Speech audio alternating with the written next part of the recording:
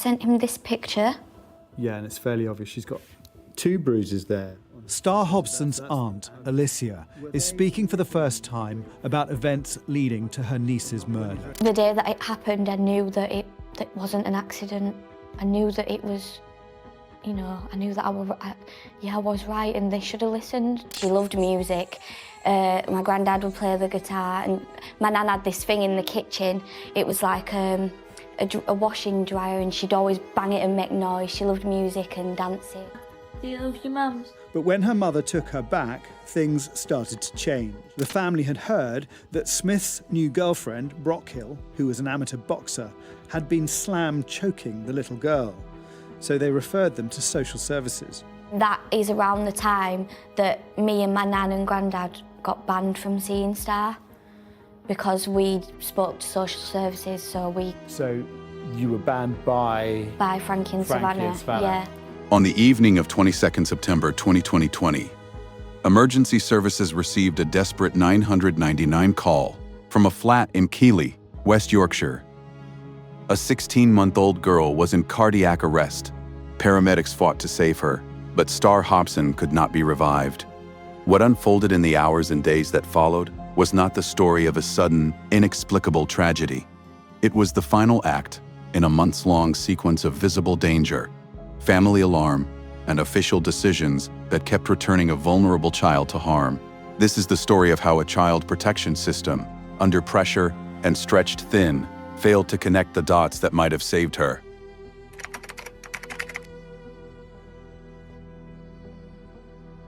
Star Hobson's death shocked the nation.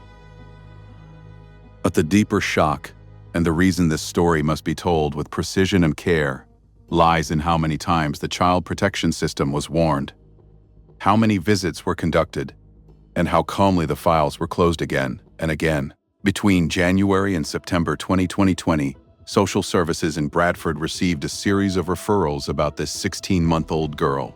Not 1 or 2 isolated concerns, but a continuous chain from her mother's friends, from her grandparents, and from her own father, Jordan Hobson. They reported bruises appearing on her body, controlling and violent behavior in her mother's new relationship, and clear signs that Star was living in an unsafe environment. Each time, the system's response followed an almost identical pattern: assessment, home visit, note-taking, reassurance that there were no obvious concerns, and then closure of the case. The central question this documentary asks is not merely who directly caused Star Hobson's death. The more important and more painful question is why a system designed with the single purpose of protecting the most vulnerable children failed to intervene in time, despite repeated warnings. This is not the story of a single mistake. This is the story of how procedures, assumptions, and workload pressures combined to create a fatal gap. During those months, Star was never just an anonymous name in a file. She was a specific child, with relatives who were desperately trying to raise the alarm, yet their voices never carried enough weight to change her trajectory. This documentary will follow every step of that chain of decisions. We will examine how information was shared or not shared between agencies. We will look at why surface explanations of accidents were accepted so readily, and we will ask what responsibility a system bears when it repeatedly returns a child to the very environment that is harming her. Star Hobson lived for only 16 months, but the lessons from her death must not last only 16 months. They must become a permanent reminder that protecting children cannot be reduced to paperwork and procedure. It must be decisive action, professional curiosity, and the willingness to challenge easy assumptions. That is why this story has to be told clearly, honestly, and without evasion.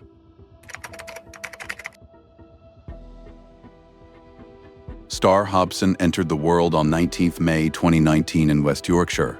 Her mother, Frankie Smith, was still a teenager herself, only weeks short of her 18th birthday. From the first moments of her life, Star was surrounded by a wider circle of family who saw her not as a burden or a complication, but as a child who deserved care, protection, and a future. Her father, Jordan Hobson, remained part of that circle. Her maternal grandparents, Anita and Frank Smith, and other relatives watched her grow from a newborn into a toddler who laughed, played, and reached for the people she trusted. In the early months, she was left in the care of family friends during outings and holidays, ordinary arrangements that simply reflected a young mother relying on her support network. Those who looked after her remembered a small girl who responded to affection, who was still discovering the world through the ordinary rhythms of daily life. Being held, being fed, being soothed when she cried. By the time she was a year old, Star had already begun to form the small attachments that make a child feel known. She had people who checked on her, who noticed changes in her appearance, who worried when something seemed wrong. Her grandmother later described the moment she realized that wrestling holds were being used on the toddler, a detail that spoke not only of danger, but of how closely the family was still watching. Her father made formal referrals. Her grandfather raised concerns about bruises on her face. These were not distant relatives going through the motions. They were people who had held this child, who had seen her smile, and who refused to look away when the warning signs multiplied. In her final weeks, the physical evidence of what she was enduring became impossible to ignore for those who loved her. Star could no longer walk normally. A serious leg injury had left her unable to take the unsteady steps that should have marked her development. Witnesses saw her being dragged through Bradford city center on reins, clearly in distress, unable to hold her head up, her body no longer carrying the energy of a healthy toddler. Those who encountered her in those days did not see a statistic. They saw a little girl who looked unwell, who needed help, and who still belonged to a family that was trying imperfectly, urgently to keep her safe. What makes Star's story almost unbearable is not only what ended her life, but the ordinary future that was stolen from her. She was 16 months old. She had not yet formed full sentences. She had not yet formed full sentences. She had not yet chosen a favorite toy that would become a family legend. Yet she already possessed the one thing every child is owed: the right to be protected by the adults and the systems around her. The people who loved her tried to exercise that right on her behalf. They made the calls. They described the bruises. They insisted that something was wrong. Star Hobson was never just a name on a multi-agency form. She was a specific child with a specific circle of people who fought for her while she was still alive. Their efforts formed the emotional center of this case. Every closed file, every accepted explanation of a fall, every accepted explanation of a fall, every missed opportunity gains its weight only when we remember that the person at the center of those decisions was a toddler who still needed someone to lift her, to feed her, to notice when she could no longer walk. That is why this section of the story cannot be rushed. Before we examine the failures of process and policy, we must first hold in mind the child herself. The baby who arrived in May 2019, the toddler who was loved, the little girl whose family kept raising the alarm until the alarms themselves were closed. Only then does the full cost of what followed become clear. Star Hobson deserved more than concern. She deserved safety. And the people who knew her best never stopped trying to give her exactly that.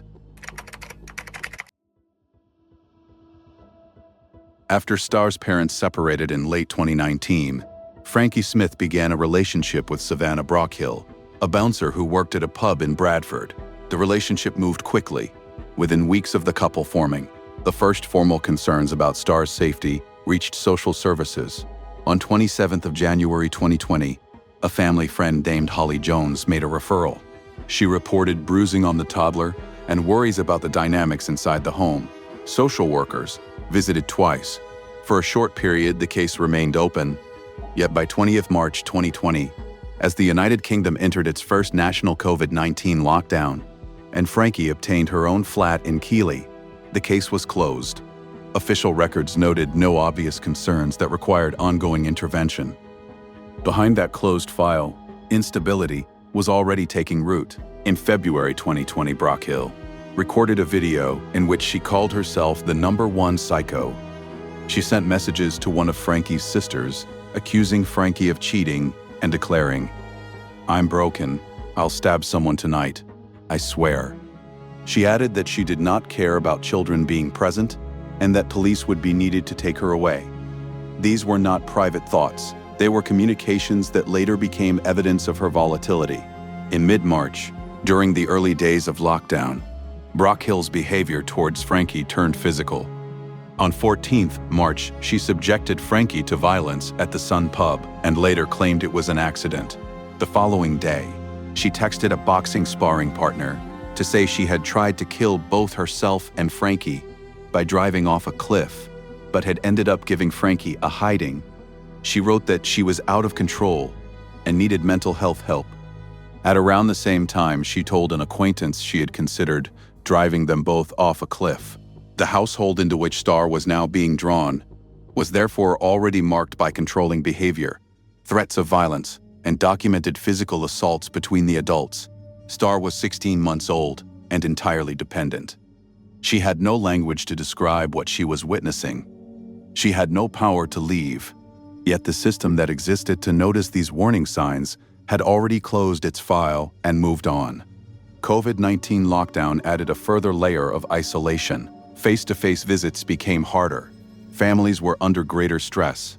The very conditions that should have prompted heightened vigilance instead made the home more private and the danger more difficult to observe. By the time the case was closed in March 2020, the essential ingredients of later tragedy were already present.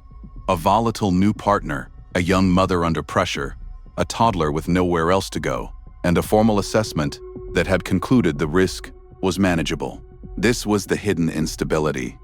Not yet the full pattern of injuries that would follow, not yet the repeated referrals that would be ignored, but the quiet early phase in which the danger first took shape and the system first looked away. Everything that came afterwards, the reopened files, the medical examinations, the CCTV images, the final attack grew out of this moment when the warning lights first appeared and were judged not to require further action.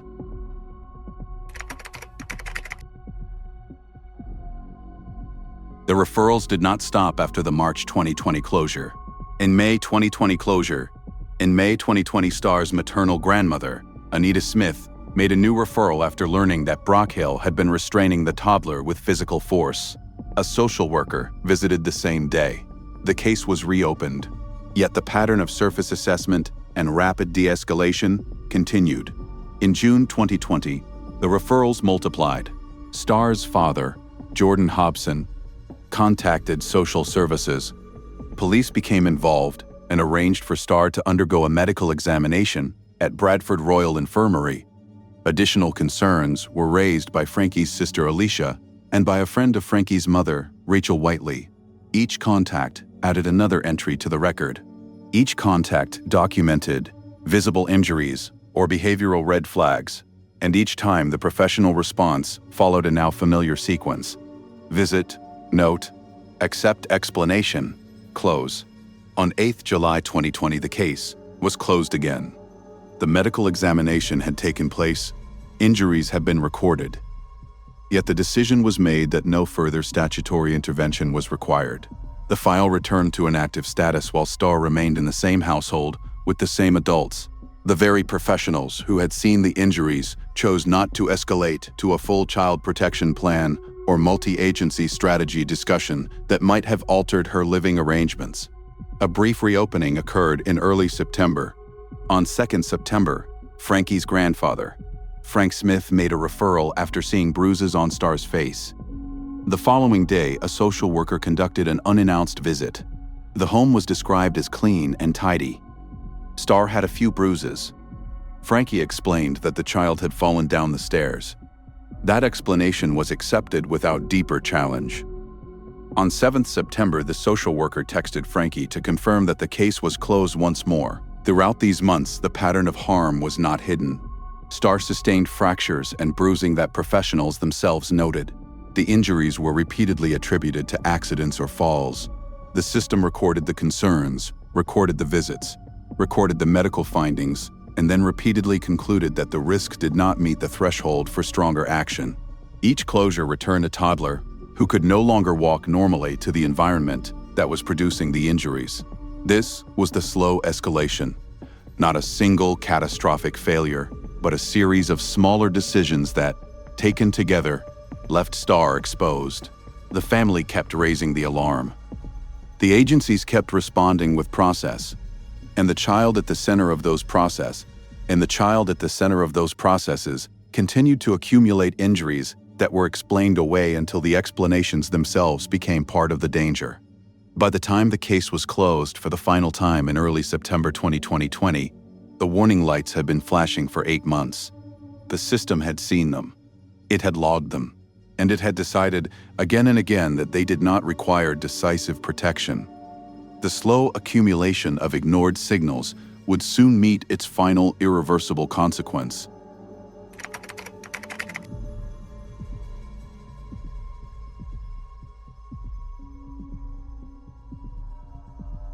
Effective child protection is not a single decision made by a single worker.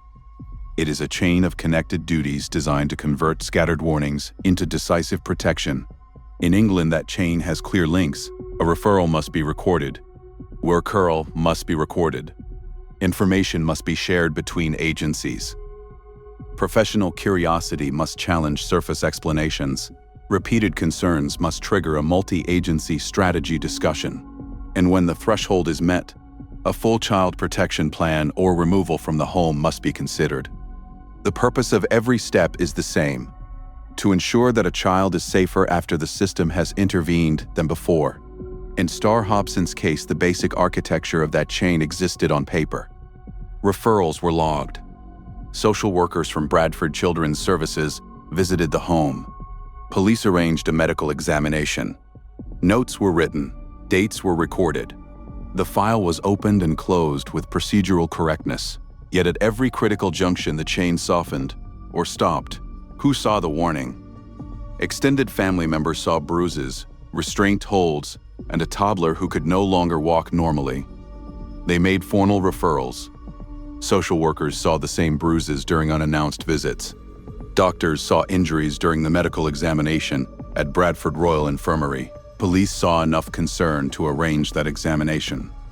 The record therefore contained multiple independent sightings of harm. What record existed? A growing file of referrals spanning January to September 2020. Medical findings, notes of home visits that described a clean house, and accepted explanations of falls. Each individual entry was accurate as far as it went. The problem was that the entries were never forced into a single coherent picture of escalating risk. What should the next required action have been? When a child is the subject of repeated referrals from different family members, when injuries are documented by medical professionals, and when those injuries are explained as accidents in a context of known adult violence, the statutory threshold for a multi-agency strategy meeting and a full child protection plan has been crossed. The process is designed precisely for this pattern, to move beyond single agency assessment into shared decision-making that can include removal from the home if necessary. Where the process stopped or softened is clear. Explanations of falls and accidents were accepted without robust challenge. Information from family members was treated as less authoritative than the accounts given by the adults living with Star. The case was repeatedly closed after visits that noted concerns, but did not escalate them. No multi-agency strategy discussion of the kind required by working together to safeguard children was convened to hold the full picture. COVID-19 lockdown made face-to-face work harder and increased family stress. Yet the core failures: insufficient professional curiosity, failure to share and synthesize information, and reluctance to trigger statutory multi-agency processes predated the pandemic and continued through it. This is the classic checkbox failure. On paper, the process looked complete. Visits happened, notes were written, medicals were arranged, files were closed with recorded rationales. In practice, the child was not safer. The system rewarded compliance signals, a clean home, a plausible explanation, a completed form, rather than real safety. Star paid for the gap between the appearance of process and the reality of protection. The National Review that later examined both Star's death and the murder of Arthur Labinjo Hughes identified exactly these weaknesses: inadequate information sharing within and between agencies, family concerns not listened to with sufficient weight, lack of critical thinking and professional challenge. and repeated failure to trigger full statutory child protection processes even when the threshold appeared to have been met. These were not abstract policy points. They were the precise points at which the chain of protection broke for a 16-month-old girl. By the time the final case closure occurred in early September 2020, the system had possessed for months everything it needed to see the danger clearly.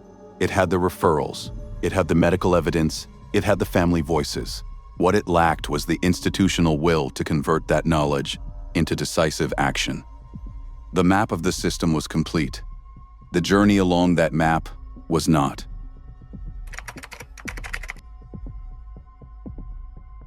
The betrayal at the heart of Star Hobson's death operated on two levels, each amplifying the other. The first was domestic. Frankie Smith was Star's mother, the person whose primary duty was to protect her. Savannah Brockhill was the partner who had entered that household and become the dominant adult presence. Together, they created and maintained the environment in which Star was harmed. Brockhill caused the fatal injuries. Smith allowed it to continue, failed to intervene, and later stood trial for causing or allowing the death of her own child. The court would eventually record those facts with legal precision, but the moral fact was simpler and older. A mother and her partner failed the child who depended on them completely. This domestic betrayal was not sudden. It unfolded over months. Star was a toddler who could not speak for herself, could not leave, and could not understand why the people who should have been her safest place had become the source of her injuries. Every bruise, every restraint, every day she spent unable to walk normally was a further fracture of the most basic trust a child is entitled to place in her caregivers. The people who loved Star from outside that household, her father, her grandparents, her aunts, saw the danger and tried to break through it. Inside the home, the betrayal continued, yet there was a second betrayal, and in many ways it was the more systemic and preventable one. The agencies charged with safeguarding children in Bradford possessed, over a period of 8 months, repeated and documented warnings that Star was at risk. They received referrals from family members. They conducted visits. They arranged a medical examination. They noted bruises and injuries. And repeatedly they closed the case, accepting explanations that later proved catastrophic. Each closure was a decision. Each decision left a 16-month-old child in the environment that was harming her. This institutional betrayal did not require malice. It required something quieter and more common: the gradual lowering of professional curiosity, the acceptance of surface explanations, the weighting of adult accounts over family concerns, and the failure to convert accumulated knowledge into decisive protective action. Social workers operated under pressure, with high caseloads and imperfect tools. COVID-19 lockdown made face-to-face assessment harder. None of those factors, however, erases the central truth: the system that existed precisely to interrupt this kind of domestic danger did not interrupt it. The two betrayals reinforced each other. The domestic danger continued. Because the institutional safeguards failed to stop it, the institutional failure became more consequential, because the domestic danger was real and escalating. Star stood at the intersection of both. She was failed first by the adults who lived with her, and then failed again by the professionals and processes that were supposed to act when those adults could not or would not protect her. What makes this double betrayal so difficult to accept is its preventability. The family outside the home kept raising the alarm. The injuries were visible. The pattern was recorded. The legal and procedural tools existed: multi-agency strategy meetings, child protection plans, the power to remove a child from risk. They were simply not used with the force and persistence the situation required. Each time the file was closed, the message received by the household was that the current arrangements were acceptable. Each time the file was closed, Star remained exposed. This is the core of the betrayal. Not only that a child was killed by people who should have loved her, but that a system built to prevent exactly that outcome watched the danger accumulate, longed it, and then looked away. Star Hobson did not die because no one knew she was in danger. She died in a context where the danger had been named, documented, and repeatedly judged insufficient to trigger decisive protection. The moral weight of this case therefore cannot rest only on the two defendants who stood in the dock. It must also rest on the chain of professional and institutional decisions that left a toddler in the path of harm long after the path was visible. That is the betrayal that this documentary must confront without flinching. The failure of the people closest to Star, and the failure of the system that was meant to be her last line of defense.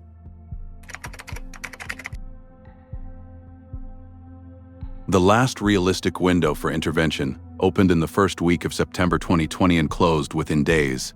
On 2nd September, Frankie's grandfather, Frank Smith, made a formal referral to social services. He had seen bruises on Star's face. The following day, a social worker carried out an unannounced visit. The home was noted as clean and tidy. Star had visible bruises. Frankie explained that the toddler had fallen down the stairs. That explanation was accepted. No multi-agency strategy discussion was triggered. No child protection plan was put in place. No decision was made to remove Star from the household even temporarily. On 7th of September, the social worker sent a text message confirming that the case was closed once again. At that moment, the system still had a clear last opportunity. The bruises were fresh. The family concern was current. The history of previous referrals, previous injuries, and previous closures was already in the file.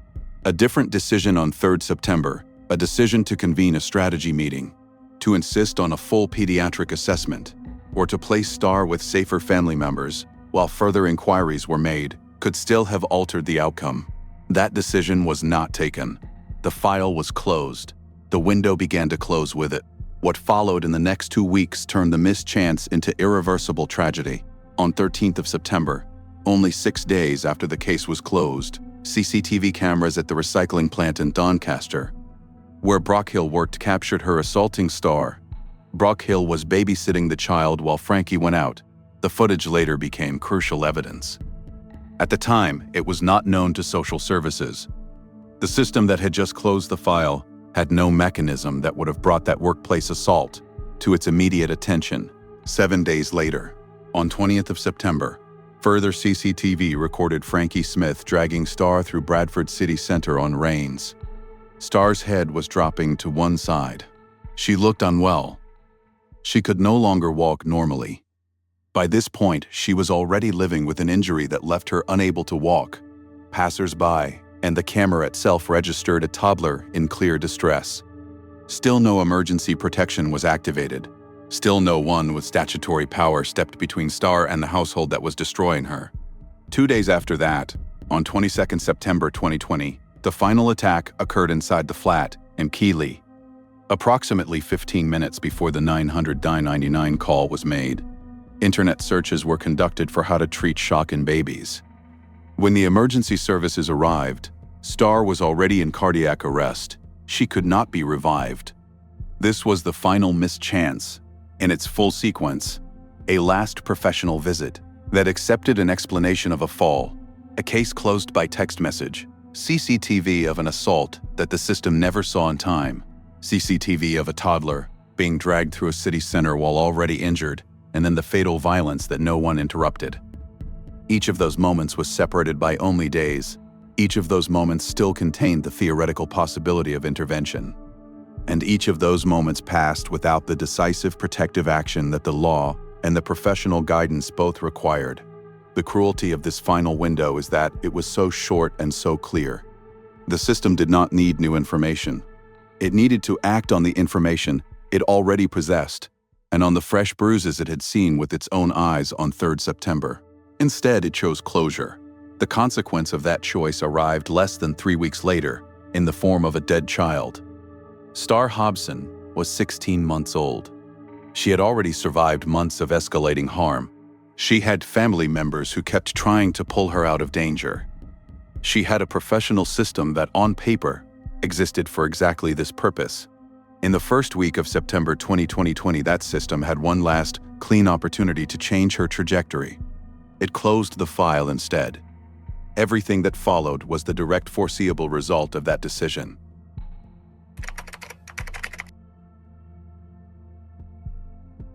On the evening of 22nd September 2020, the last chance closed forever. emergency services received a 999 call from the flat in Keighley. Star Hobson, 16 months old, was in cardiac arrest. Paramedics fought to save her. She could not be revived. She was pronounced dead at the hospital. The child, who had been the subject of repeated referrals, medical examinations, and case closures for 8 months, was gone. The immediate human consequence was absolute. A toddler, who had already endured months of escalating harm, did not survive the fatal attack.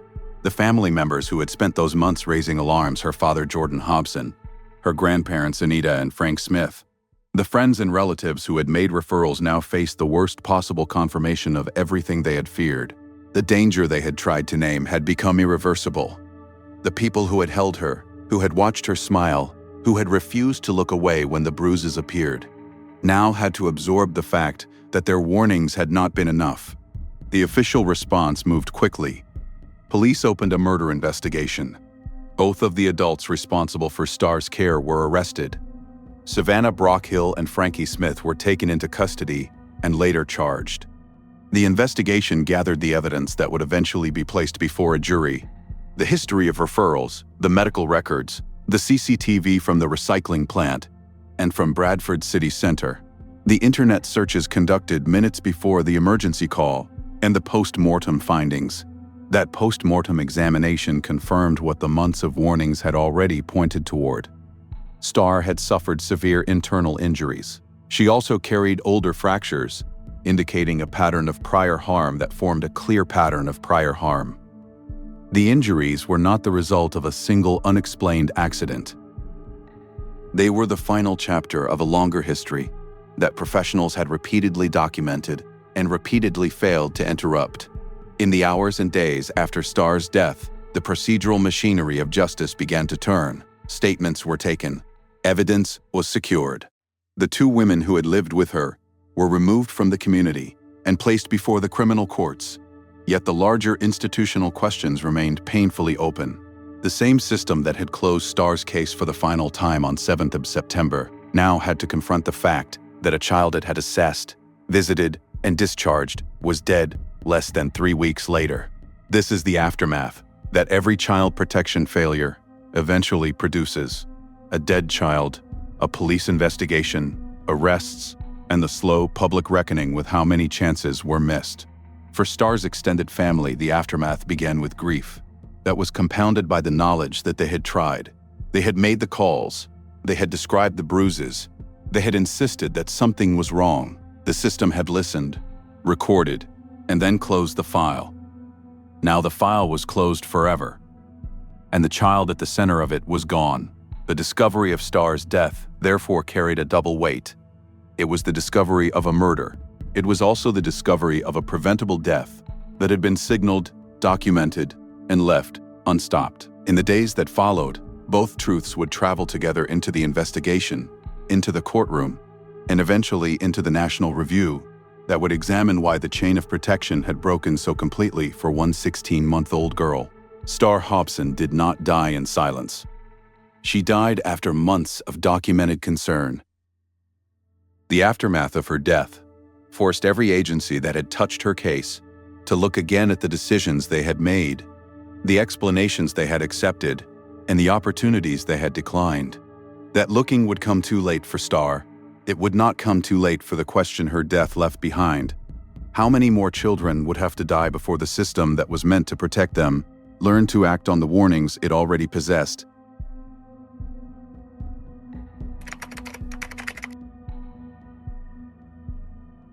On 14 December 2021, after a 7-week trial at Bradford Crown Court, the jury delivered its verdicts. Savannah Brockhill was found guilty of the murder of Star Hobson. The judge sentenced her to life imprisonment with a minimum term of 25 years. Frankie Smith was acquitted of murder and manslaughter, but convicted of causing or allowing the death of a child.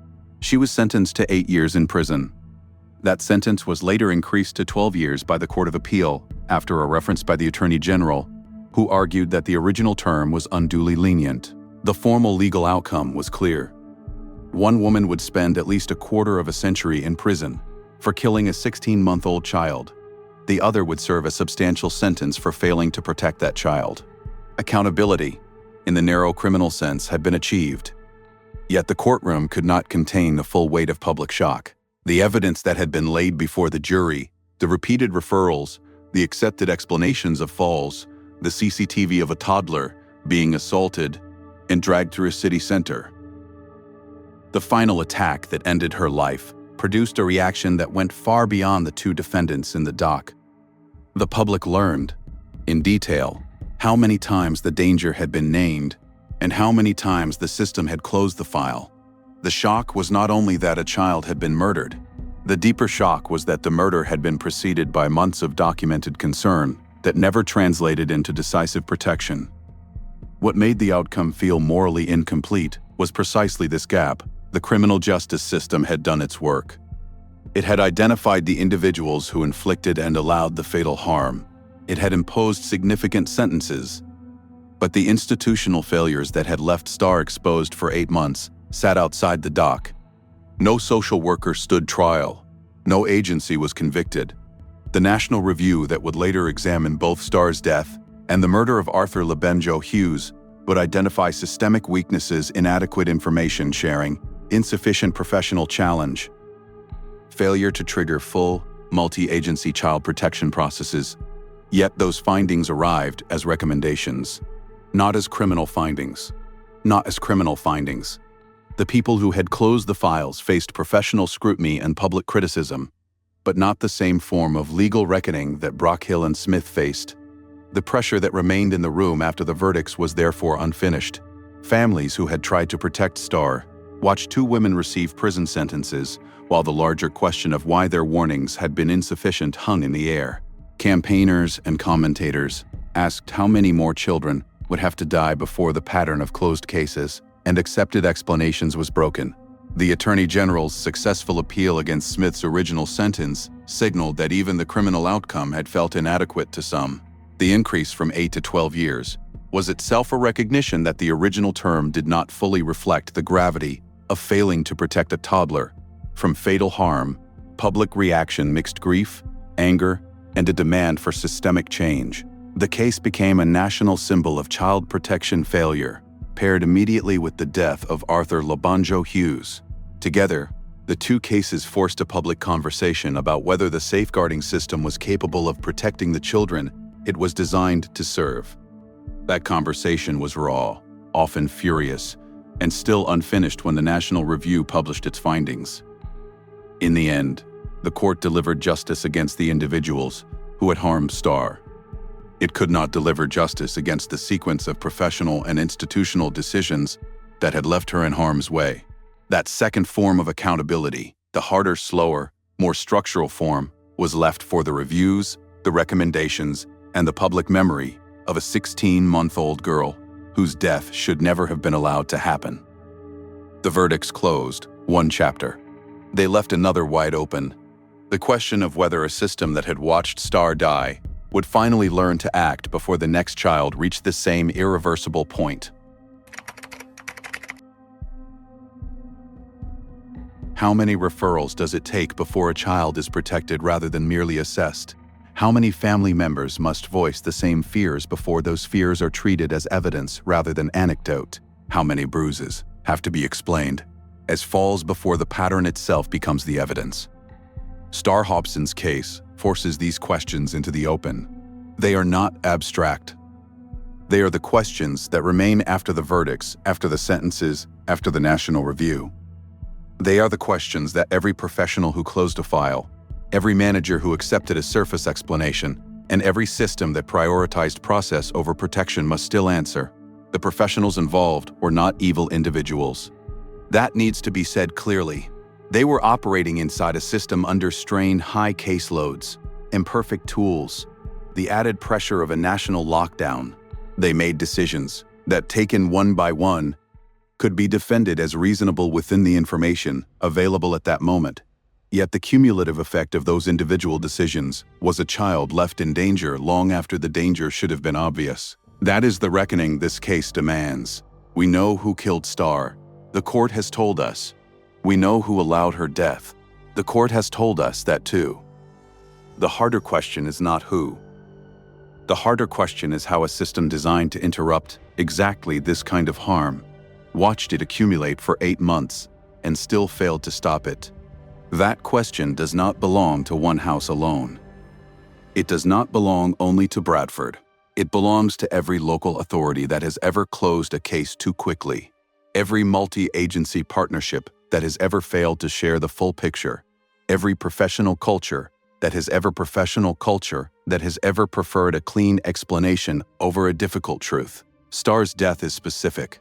The conditions that allowed it are not. Look at the sequence again. Referrals from family, visits, medical examination, bruises noted, explanations accepted, case closed, then reopened, then closed again, then a final visit in September, bruises again, fall down the stairs again, closed by text message. 3 weeks later, a child is dead. That sequence is not a mystery. It is a map of where professional curiosity softened, where family voices were underweighted, and where the threshold for decisive action was never quite reached. You can call it workload. You can call it COVID. You can call it the difficulty of assessing risk in private homes. All of those factors were real. None of them erased the central fact. The system possessed, for months, enough information to know that Star was not safe. It chose repeatedly not to act with the force that information required. This is not a story about evil individuals hiding in the shadows. It is a story about ordinary decisions made under pressure that added up to an extraordinary failure, and that is what makes it so difficult to look at. Because if the failure was only the work of evil individuals, then the rest of us could feel safe. But if the failure was the work of a system doing what systems often do, documenting risk more carefully than it interrupts it, then the danger is still present, still waiting for the next child whose file will be closed, one time too many. So the question returns, sharper than before. How many more children have to die before the pattern itself is treated as the emergency? How many more families have to raise the same alarms before those alarms are heard with the urgency a child's life demands? Star Hobson cannot answer those questions. She is gone. The people who loved her tried to answer them while she was still alive. The system did not listen hard enough. The court has now punished the individuals who harmed her. The larger answer, the systemic, cultural, institutional answer, is still being written. And every professional who works with children, every manager who sets thresholds, every policymaker who designs safeguarding processes is part of that unfinished answer. This case does not allow us the comfort of distance. It asks us directly, if the warnings had been about a child you knew, would the sequence of closures still have looked acceptable? If the bruises had been on a child in your family, would the explanations of falls have been enough? The honest answer to those questions is the only measure that matters now. Because Star is not the last child who will need the system to work. She is simply the one whose death has forced us to look at how often it does not.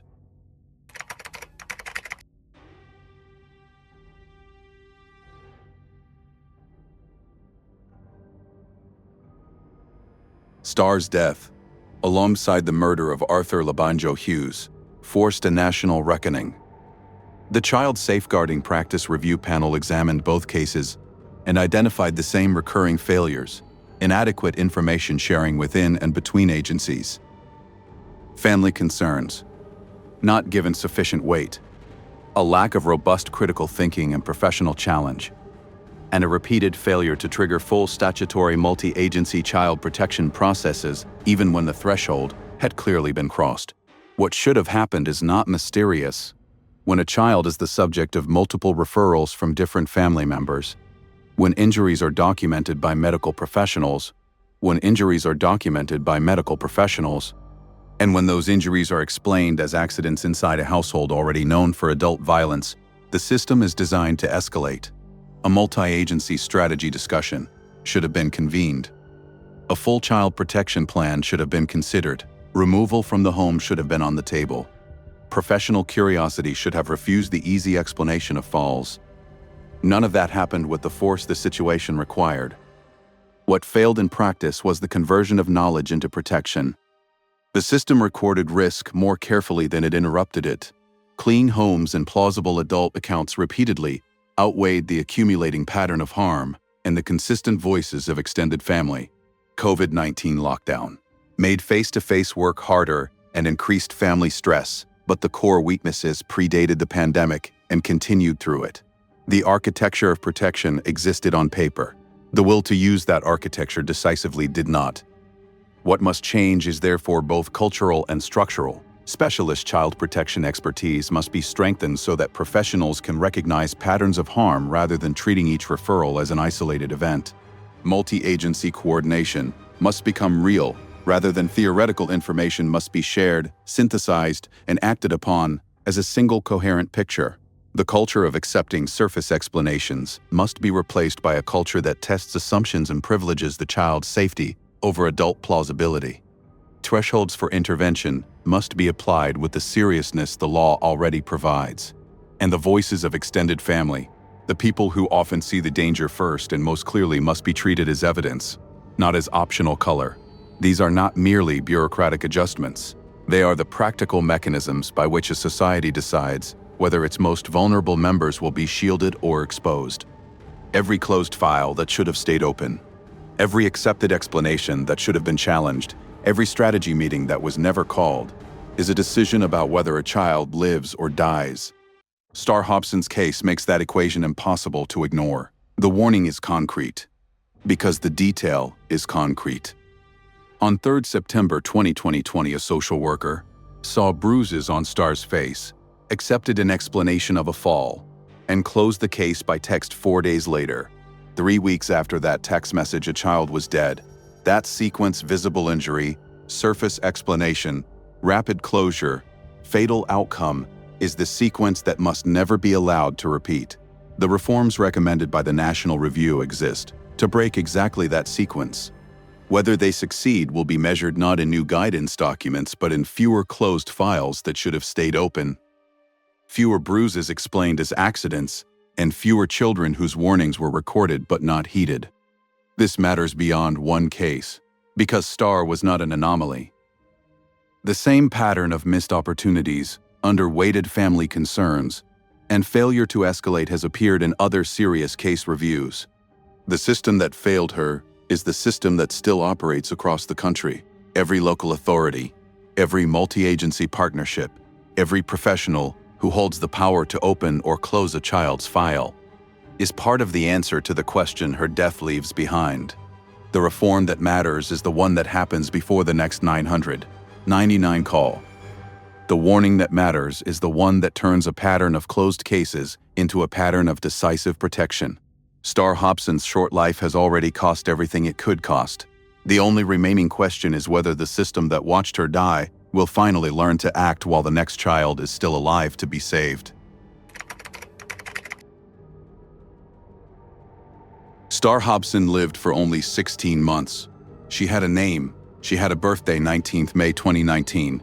She had a father who made referrals, grandparents who raised alarms, aunts and family friends who watched over her and refused to look away. She had people who held her, who fed her, who soothed her when she cried, who remembered the ordinary rhythms of a baby discovering the world. She was a toddler who laughed, who reached for the people she trusted, who should have been taking unsteady steps into a future that belonged to her. In her final weeks, that future was already being stolen. She could no longer walk normally. A serious leg injury had taken the simple joy of movement. Witnesses saw her being dragged through a city center on reins, clearly in distress, unable to hold her head up, her body no longer carrying the energy of a healthy child. Those who loved her saw the change and tried, with everything they had, to pull her back toward safety. They made the calls, they described the bruises, they insisted that something was wrong. Their efforts formed the last true measure of who Star was.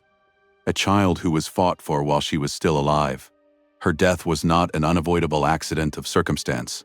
It was the result of a chain of decisions, some made inside a home that should have been safe, some made inside offices that should have known better, that collectively failed her.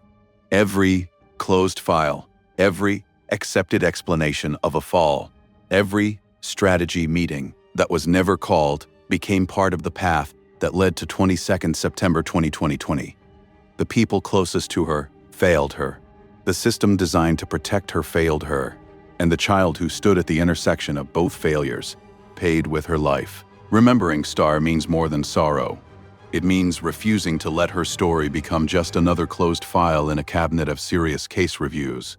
It means insisting that every referral carries the weight of a life, that every bruise is treated as evidence until proven otherwise, that every worried phone call from a grandmother or a father is heard with the urgency a child's safety demands. It means measuring the success of safeguarding, not by the number of forms completed, but by the number of children who remain alive and unharmed because someone refused to look away.